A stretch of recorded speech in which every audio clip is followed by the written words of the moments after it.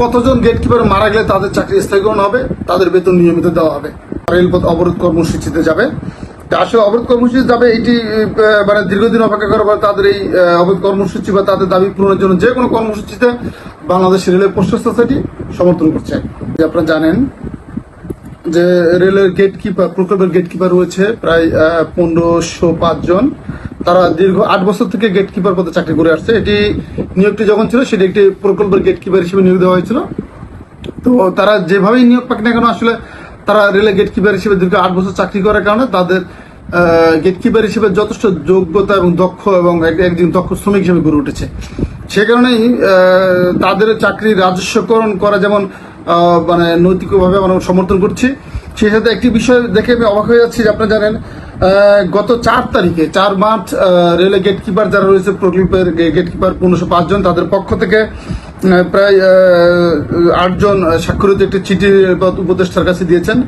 তারা বলেছেন যে আসলে তাদের যে প্রকল্প গেটকিপার হিসেবে চাকরি স্থায়ীকরণের যে দাবিটি সে দীর্ঘ 8 বছর থেকে ঝুলে আছে এবং বারবার তাদের সঙ্গে রেলপথ উপদেষ্টা এবং রেলপথ সচিব ডিজি মহোদয় আলোচনা করেছেন যে তাদের চাকরি স্থায়ীকরণ প্রক্রিয়াধীন রয়েছে বা চেষ্টা করছে, কিন্তু আসলে ফলাফল কিছুই হচ্ছে না। এমন অবস্থায় তাদের দাবি হচ্ছে যদি আগামী 14 মার্চের মধ্যে প্রকল্প গেটকিপারদের চাকরি স্থায়ীকরণ করা না হয় তাহলে তারা রেলপথ অবরোধ কর্মসূচিতে যাবে। আসলে অবরোধ কর্মসূচি যাবে, এটি মানে দীর্ঘদিন অপেক্ষা করার পর তাদের এই অবরোধ কর্মসূচি বা তাদের দাবি পূরণের জন্য যে কোনো কর্মসূচিতে বাংলাদেশ রেলের পোস্টাল সোসাইটি সমর্থন করছে। পাশাপাশি একটি বিষয় জেনে আমরা অবাক হয়ে যাচ্ছি যে রেলের গেটকিপার, গেটকিপার পদে চাকরি স্থায়ীকরণ আন্দোলন সংগ্রাম এবং তাদের বেতন নিয়মিত না হওয়ার কারণে অত্যন্ত মানবতার জীবনযাপন করার মধ্যে হতাশায় এবং হতাশাগ্রস্ত হওয়ার কারণে পরিবারের ভরণ পোষণ দিতে না পেরে ইতিমধ্যে 18 জন প্রকল্পের যে গেটকিপার আছে তারা আত্মহত্যা করেছে, কেউ স্ট্রোক করে তারা মৃত্যুবরণ করছে। এটির জন্য আসলে আমাদের রেল এবং দেশের জন্য লজ্জাজনক ঘটনা যে প্রকল্প গেটকিপার তাদের চাকরি স্থাপন আন্দোলন করছে, পাশাপাশি তাদের বেতন নিয়মিত না হওয়ার কারণে, পরিবারের ভরণ পোষণ না দেওয়ার কারণে আজকে রেলের গেটকিপারদেরকে আত্মহত্যা করতে হচ্ছে। এই যে আত্মহত্যা করতে হচ্ছে, আবার অনেক স্ট্রোকে মারা যাচ্ছে। আমার প্রশ্ন হচ্ছে বাংলাদেশ রেলওয়ের কাছে, রেলপথ মন্ত্রণালয়ের কাছে এবং রাষ্ট্রের কাছে যে আসলে আর কতজন গেটকিপার মারা গেলে তাদের চাকরি স্থায়ীকরণ হবে, তাদের বেতন নিয়মিত দেওয়া হবে, এটি প্রশ্ন। পাশাপাশি প্রকল্পের যে গেটকিপার আছে তাদেরকে বলবো যে আপনারা আসলে আরো সংগঠিতভাবে, আরো সুশৃঙ্খলভাবে এবং আরো শক্তিশালীভাবে আপনাদের দাবি গুলো নিয়ে মানে আন্দোলন সংগ্রাম গড়ে তুলেন, কারণ আসলে এই দেশে আন্দোলন ছাড়া কোনো দাবি পূরণ হয় না।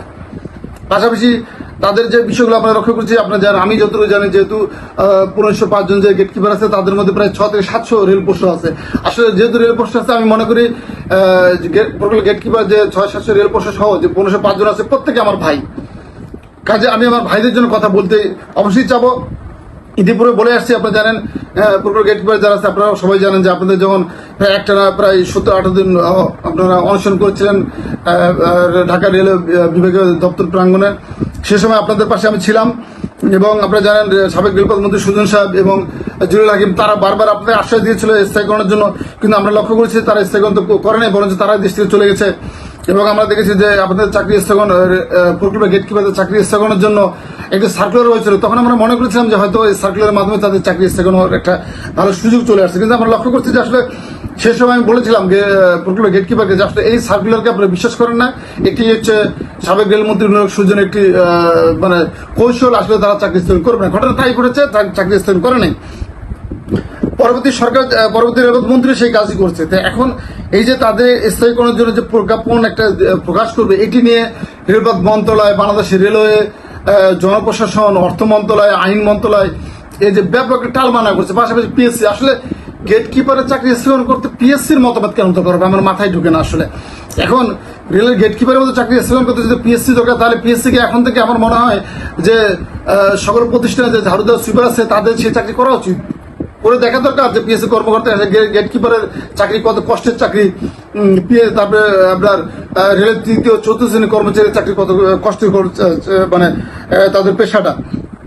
সেখানে রেলের গেটকিপার যারা আছে প্রকল্পের, তাদের যে দাবি, সে দাবির সঙ্গে বাংলাদেশ রেল পোস্টাল সোসাইটি একত্রতা ঘোষণা করছে এবং আমি নিরাপদ ও সুষ্ঠু রেল পরিচালনার জন্য এবং রেল যেন ভালোভাবে চলে সেই দিকে দৃষ্টি দিয়ে রেলপথ মন্ত্রণালয় এবং সিলের কাছে আমি আহ্বান জানাবো। আপনারা তাদের যে দাবি ছিল আগামী 14 মার্চের মধ্যে তাদের দাবি মানে চাকরি স্থগন করতে হবে। তো আমি মনে করছি আপনারা তাদের চাকরি স্থগন দ্রুত পদক্ষেপ গ্রহণ করবেন, এতে করে রেল এবং রেল সুষ্ঠু পরিচালনা হবে এবং তাদের দাবিও পূরণ হবে। পাশাপাশি তাদের মাঝে যে হতাশা বিরাজ করছে রেল গেটকিপার যে মাঝে প্রায় যে 1505 জন গেটকিপারের মধ্যে হতাশা হচ্ছে, হতাশা বিরাজ করে তাদের পরিবার পরিজন নিয়ে তারা অত্যন্ত কষ্টে আছে, অনেকে আত্মহত্যা করছে। কাজে আমরা চাই না যে এই চাকরি স্থায়ীকরণ এবং বেতন নিয়মিতকরণের জন্য আর কোনো রেল গেটকিপারকে আত্মহত্যা করতে হয়, সে পথ বেছে নিতে হয়। এবং এই পথে যদি কখনো কেউ আবার আত্মহত্যা করে এবং কেউ যদি মানে স্ট্রোক করে মারা যায়, এই সকল দায় দায়িত্ব এবং সবকিছুর জন্য আমি মনে করি জনপ্রশাসন